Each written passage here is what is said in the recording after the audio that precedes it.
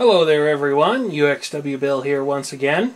I'd like to tell you about a little theory I've been playing with lately, and I'll have to make it quick because unfortunately my Handycam is telling me that it is within a few minutes of running out of tape. As many of you may no doubt be aware, LCD projectors that take either video or computer input are not particularly cheap, and they also use very expensive bulbs for the most part. Now, there's been a lot of advancements in the technology over the years, but nobody has really emerged with a breakthrough to make a projector cheap and as reliable as a more conventional CRT or LCD style display. But here's the theory that I've been playing with. You see, Sony Corporation markets a series of Handycams that have a built-in projector. Now, this is really nifty. I have an HDR PJ200 model here. And this camcorder, in addition to shooting high-definition AVC HD video, can also play that video through a projector built into the back of the viewing screen. But Sony missed a bit of a trick with these camcorders, at least they did if you buy a fairly low-end basic model like this. There's no way to input your own video into the projector for display purposes, which... The projector's a cool idea, but limiting it to being able to play what's been stored in the camcorder's memory is an unfortunate decision on the part of Sony. If you want that feature, you actually have to buy a very expensive Sony Handycam that's well out of the reach of my budget for sure. But let me show you something else. Sony has produced a Handycam with a projector that does have a video input on it. Unfortunately, they never got around to selling it here in the United States.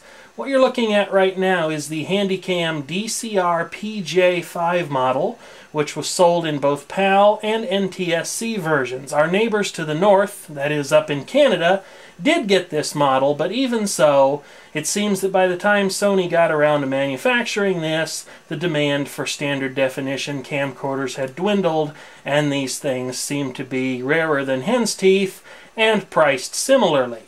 But if you flip open the side panel, you can see there is a connection for the projector input that has been combined with the AV output, and you can plug in any composite video source into this camera, set it up in the menu, turn on the projector, and you're in business.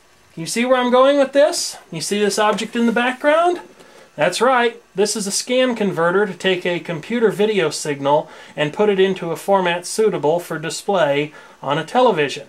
Now, you can't expect this to reach the definition of a true computer-grade display, but it's certainly far better than nothing, and if what you have in mind to do is to make some kind of a presentation, it works absolutely perfectly.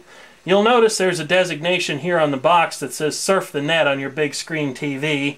That's kind of optimistic. The copyright on this box is from 1996, but even by 1996 standards, this thing's limit of accepting a 640 by 480 VGA display signal was kind of a damper on the usefulness of using it to do anything like surfing the net from any sort of television, even if most televisions, in fact probably all televisions, can't really resolve anything much greater than 640 by 480 anyhow.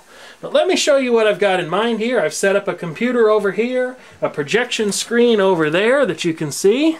Yep, right there. And I'll hook everything up, turn down the room lights, and show you what I have in mind here. Here's the scan converter all hooked up and ready to go. Here's the camera all hooked up with the projector turned on. And here's what the projected image itself looks like. Now, it's not very high resolution at all, and it wouldn't be good for any task that does demand high resolution, but it would work just fine for something like a computer game, or even something like a slide such as this, where the highest in resolution is not terribly important. Thank you for watching, and feel free to leave a comment if you have one.